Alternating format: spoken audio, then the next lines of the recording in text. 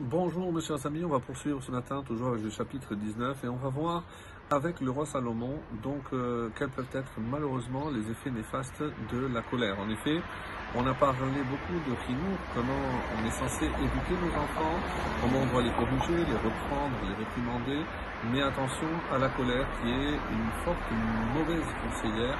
Et au contraire, si j'essaye de réprimander avec la colère, les effets escomptés seront exactement l'inverse de ce que j'aurais souhaité.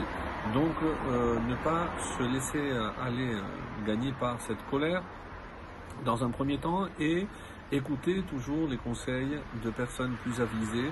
À tout moment, dans la vie d'un homme, on doit se remettre à des personnes qui ont plus d'expérience et c'est pour cela que on va voir l'importance d'écouter des conseils. C'est ce que d'ailleurs le roi Salomon essaye de faire depuis le début de ce livre, nous donner des conseils pour améliorer notre vie, notre comportement, nos traits de caractère et c'est dans cet aspect-là qu'on va essayer d'approfondir à la lumière des commentaires les versets de ce matin. On est arrivé au verset 19, Yud-Tet, et on est face à ce qu'on appelle un cri ktiv. On a déjà rencontré cette on va pas dire anomalie, mais cri, et c'est écrit d'une certaine façon et c'est lu d'une autre façon. On va voir avec les commentateurs qu'on peut interpréter ce texte même si on maintient également le texte écrit et non pas comment il doit être lu.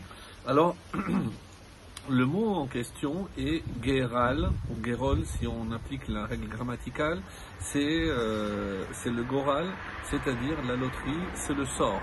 Alors que Gedol, si je remplace le Resh par un Dalet, Gedol Chema, et donc celui qui s'emporte, celui qui a une grande, ici c'est de Gadol, celui qui s'emporte violemment, Nose Onesh, paiera la punition, paiera l'amende. Qui im tatzil ve'od tosif. Car si tu l'en dispenses, ici tatzil, tu le sauves, tu le préserves de cette punition, ve'od tosif, tu ajoutes, comme le Malbim expliquera, à sa colère.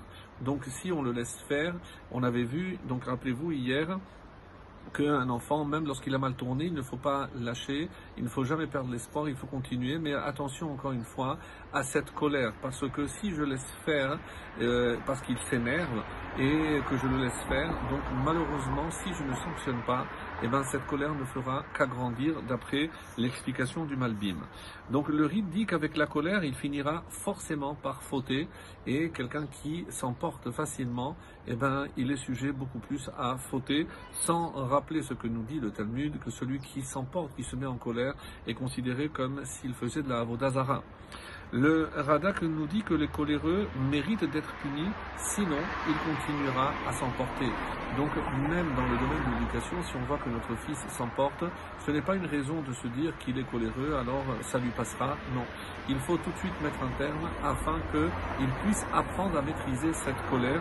Donc la colère, c'est au niveau de l'enseignant, de l'éducateur et au niveau évidemment de l'enfant, de l'élève.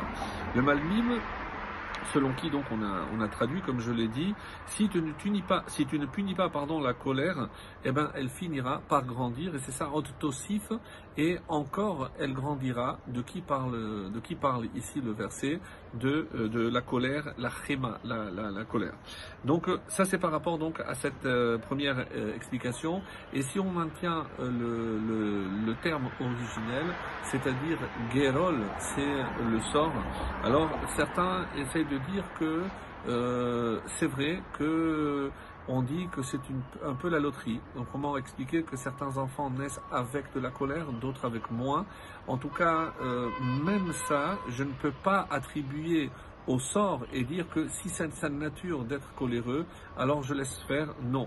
Noser onesh. Donc il devra aussi, on va dire, payer onesh, une sanction. Et je ne peux pas dire si Dieu l'a créé avec la colère, alors pourquoi je le punirai? Donc c'est une erreur de penser cela.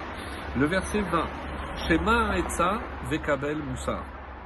Écoute le conseil et accueille musar, l'instruction, l'éthique. Leman terkam be'achalitecha, afin de devenir sage à la fin, Donc à la fin de ta vie, à la fin d'une épreuve, donc comme certains vont essayer d'expliquer. En tout cas, c'est un conseil, dit ici le commentaire, qui est donné au fils qui serait tenté par effet de rébellion de ne pas évidemment écouter les conseils qu'on lui donne ou les réprimandes. Et c'est pour ça que l'on dit que tout homme a besoin de bons conseils dans tous les domaines, que ce soit par rapport à l'enfant qui doit écouter les conseils de ses parents et par rapport aux parents qui doivent aussi écouter les conseils des éducateurs et des hommes sages comme le roi Salomon pour évidemment améliorer notre relation avec autrui, avec nos enfants, avec nos élèves, avec notre entourage. Excellente journée à tous.